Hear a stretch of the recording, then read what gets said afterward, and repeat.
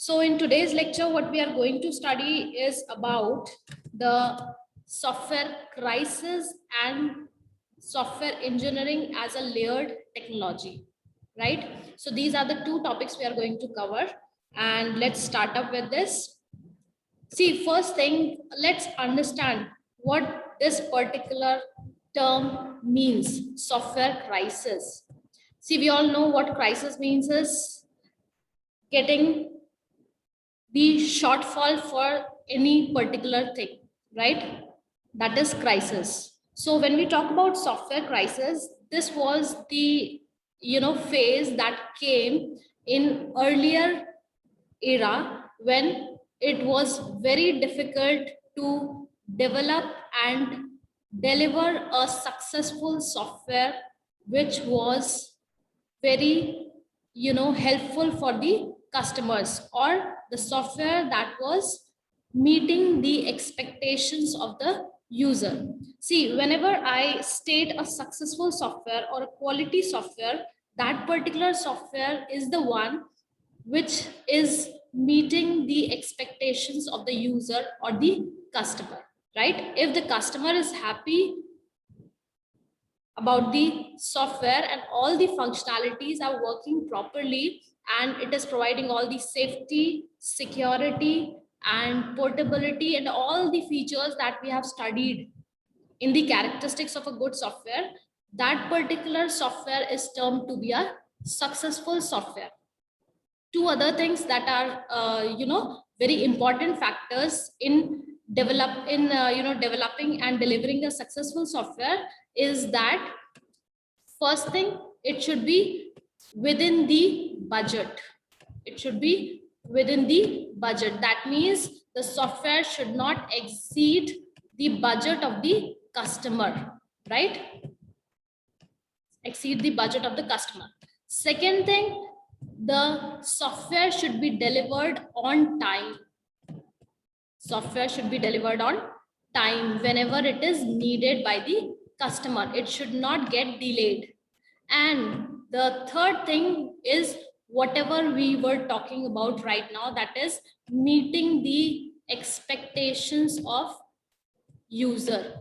And that means all the expectations of the users is fulfilled by the software. Only then this particular software is termed to be as successful software. So these are the three parameters with the help of which we can judge. So in earlier time, software, there was a phase when software was not delivered either within the budget or within the time frame, or it was not meeting the expectations of the customer. So this mismatch is termed to be as project failure, or we call it as software runaway. See, a number of large size project fails and cause disaster, that is called software runaway, and this results in so-called software crisis. What is software crisis now? How do we define it? Software crisis is a mismatch between what software can deliver and the capabilities of the computer system, as well as the expectations of the user, right? So the bottom line is the software should meet the expectations of the user and match the capabilities of the computer system. So at that particular, in earlier time, the software was not developed according to all these parameters, and this term is called as software crisis. That was the phase that was termed as software crisis.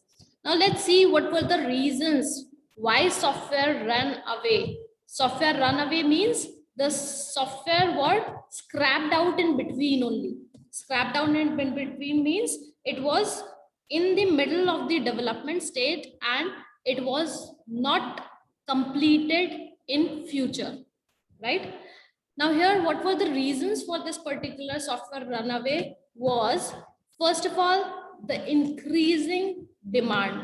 Increasing demand means that software in every field, software is or was in demand at that particular time, but we were short of workforce at that particular time. We had same workforce, means these particular workforce was not that experienced.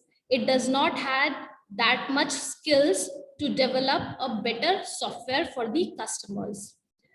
Earlier, we were using the same old methods which were not feasible and which were not capable of delivering a good quality software. Same thing with tools. We did not had tools which we had in today's, in today's market. We have so many tools which help us in developing the software that is of a good quality software, and we can deliver it on time, and so many more things. We are going to learn it in detail. Now, next phase or next parameter due to which software crisis happens was increasing complexity. That means the increasing size of the software. A customer wanted a software that can function in many different ways, or wanted to have many different modules in a software. So that was again challenging task for the workforce who were developing the software, and increasing challenges in the market. All these parameters supported together to the phase that came as the software crisis, right? Now, let's understand what are the detailed causes of software crisis. This is just in the earlier slide, in the first slide, I gave you 3 parameters due to which software crisis happens, or due to which the software fails. So we are going to have it in detail. The first point is the cost of developing and maintaining the software was expensive. So what is the point? The point is the developing cost and the maintenance cost was quite expensive for the softwares, right? Second thing, at that particular time, the projects were running overtime. Running overtime means they were not meeting the timeline or time frame which was given by the customers. Let's say if I want a product or a software which needs to be get implemented in urgency at after 3 months, and I'm ordering a software, right, to get developed. If it is not delivering me on time, then this project loses its usefulness or meaning. So every time the projects should be delivered on time. So that was a loophole. The projects were running over time at that particular point of time, and this was due to the reason that we have studied in last slide. That was, we had less workforce that was not skilled. We had same old methods. No new tools were provided so that we can speed up the work. Next thing is, at that time softwares were inefficient. That means the quality of the software was not at that level. Inefficient in concept of many parameters, such as they were not highly secure, they were not reliable, there can be a failure at any point of time which was not easily recovered, or we can say the softwares were not compatible with other maybe hardware device, maybe with different operating systems. So compatibility issues were there. So there can be many different parameters which define that the software were inefficient. The quality of software was low quality. Again, when I say, or when I talk about quality, quality means the characteristics of good software were not meeting. Next is, software often did not meet the requirements. Whose requirements? Meet the requirements of the customer or the user, right? So if a product is designed for a specific customer and customer is not finding it useful, so that particular product is unsuccessful. So same is with software. If it is not meeting the requirements of the customer, then this particular software will not be a successful software. Next, the average software project overshoots its scheduled by half. That means what? That means the projects were delayed so much that it consumed more than double time of the total time frame. The next this next statement says, at that time software was never delivered.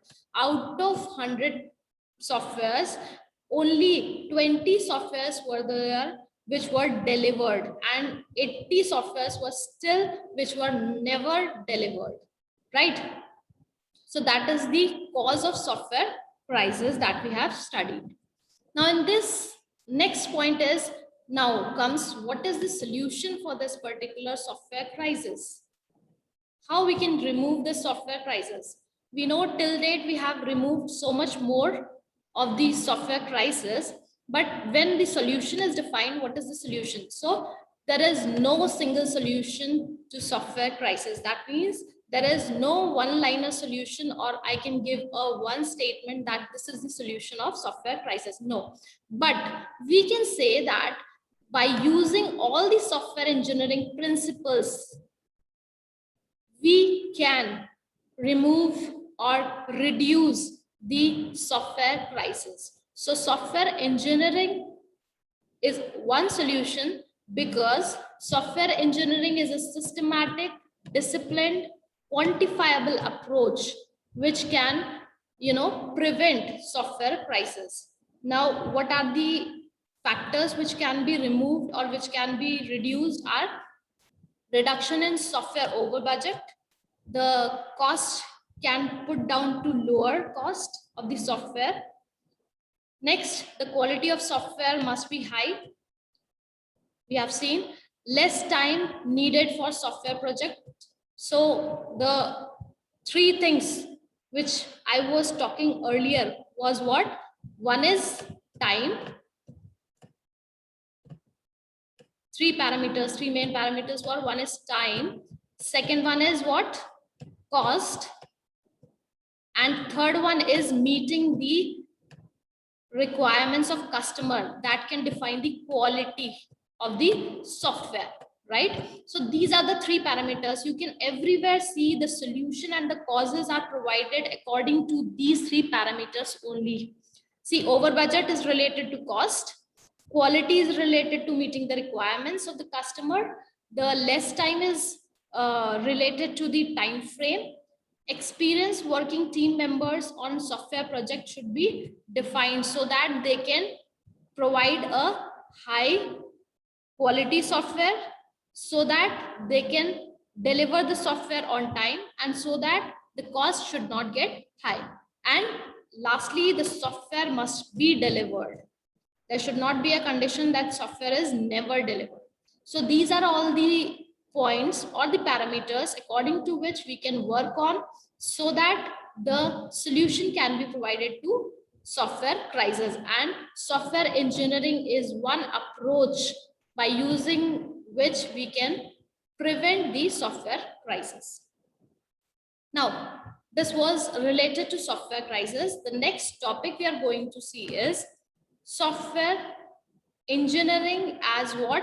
As a layered technology. Now from here you can understand why software engineering is important. We have already seen it gives you a systematic, organized approach, and it gives you different methods and tools so that you can focus the quality of the software and you can deliver the software with economic balance. That means with lower cost. So let's see, software engineering is what? Software engineering is a fully layered technology. Why we are saying it as a layered technology? Because we have different points or parameters which are defined on different layers, and each layer is needed for another layer. So these are integrated together. Now all these layers are related to each other. As I told you, each layer demands the fulfillment of the previous layer. That means it is a step-by-step procedure. You cannot skip any of the parameter from here. You have to go on to each layer. So what are these layers? There are 4 layers broadly classified as. The base layer is called as the quality focus. Then we have the process. Third layer is called as the methods, and the fourth one is called as the tools. So let's see one by one what are these different layers. First, we are going to see about the quality focus. So as we have talked about so much of quality, I just wanted to give a review back to you that we have studied characteristics of good quality software. So all those particular parameters or the characteristics are the ones which are going to define the quality of the software. If you remember, we have defined the quality or the characteristics of a quality software in 3 broad classification. They were operational, transitional, and revision or maintenance, right? So these were the 3 categories. Under each category, we have defined all the points. Under operational, we had how well the software operates. That means the exterior quality. Transitional qualities were including the interior qualities, and revision qualities were including the maintenance qualities. So if you want to see this particular part, you can just move to the earlier lecture session and see and study this particular part. So we have characteristics such as, I've just defined few of them: maintainability of the software; integrity means that we have to provide the complete security to the software, that no unauthorized user can access the information or data. So this integrity is very important. Next is usability. That means how well the software can be operated, or how well the user can use the software, how much efforts is needed. So that is why we always work on the user interface, right? That means the user can easily operate the software. That particular part relates to the usability. And lastly is the correctness. That means the software functions according to the requirement of the customer and it gives the correct result. So this is what quality relates to, and it will have number of characteristics, many more, I would say, etc., etc., etc. So this was the first layer, or this is the base layer, I would say. Next layer is the process layer, which is called as the foundation layer, right? So when we say foundation layer means this is very important, on the basis of which the software is developed or designed and then delivered to the customer. Now see, in this software, what is software process? Software process is including all the activities and tasks which are going to be used for the development of the software. So software process is the key to keep all levels together. It defines a framework that includes different activities and tasks. In short, we say that activities, actions, tasks required to be carried out for software development. That means whatever the task is taken up, whatever the actions are performed, whatever the activities are taken, whatever is done, that particular is a process. And we are going to learn the software processes in detail in the next lecture. So I'm just binding up the process here only. Third layer is termed to be as the methods. Now, what is this method? We have seen that to deliver a successful software, we need to have a systematic approach.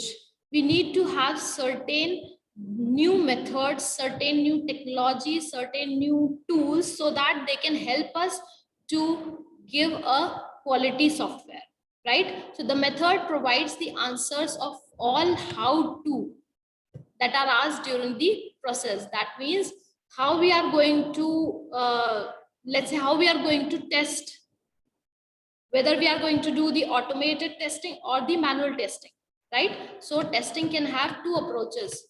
It can have the automated or the manual. So this particular is what? This is a method. What we are, let's say we are choosing automated testing. So this is a method. Under this particular, we can have many more methods. Example, for the development, what we can have many types of methods. What are those methods? They can have waterfall method. That means one by one, you must be aware of SDLC, software development lifecycle. We are going to learn it in detail in coming lectures. So development methods are waterfall, or you must have heard in today's word agile methodology, right? Agile is the method which is providing a better solution to all the loopholes or the disadvantages which the waterfall had. So that particular part is what? That particular are what? These are different methods or the methodologies. So method is what? It is a technical way to implement the software. Okay, so we are going to learn many methods in the coming lectures of software engineering. So one, we have seen like waterfall methodology for development. We can have agile methodology, right? And many more. Next point, it includes collection of tasks starting from communication, requirement analysis, design modeling, program construction, testing, and support. Now, if you just see these particular points, these are what? These are forming the SDLC. Communication, that is gathering the information. Requirement analysis, we are finding out what requirements need to be added in the software. We are going to do analysis, whether it's feasible or not, what cost will it inherit, what time frame should we give to the customer. Then next parameter is design, that is giving the design for the software, then providing the code, developing the code, construction, then testing the code, and lastly delivering and providing the support or the maintenance to the customer for the software. So this is what? This is SDLC. So for each and every task, for each and every phase, we can have different and number of types of methods which can be used for different types of problems. That means if we are using a particular type of software development, we are developing a software which is of different type, which is not a which is a large size project, right? Then we are going to use the agile. If we are using small size, then we are going to use a waterfall methodology for development. So we have to choose the right method. Now the fourth point is the tools. Now the same way as the methods are providing a better approach for successful completion of the software, tools are also providing better approaches. What is this tools? These are software engineering tools which are providing automated support for software development, right? These tools are integrated. That is, the information created by one tool can be used by other tool. We have so many tools. I've just taken example, Microsoft Publisher, you must have heard. So this is what? This is a web designing tool, Microsoft Publisher. You must have heard of GitHub. What is this? GitHub is a world's leading software development platform, right? It is what? It is a web-based Git repository hosting services. From here, you can find the code, right? Developers go there and they find the code and they can use that particular code in their project if they relate to. Next, another example we have GitLab. Now, what is this GitLab? I think GitHub, you must be all aware about that. GitLab is what? GitLab is a leading integrated product for modern software development.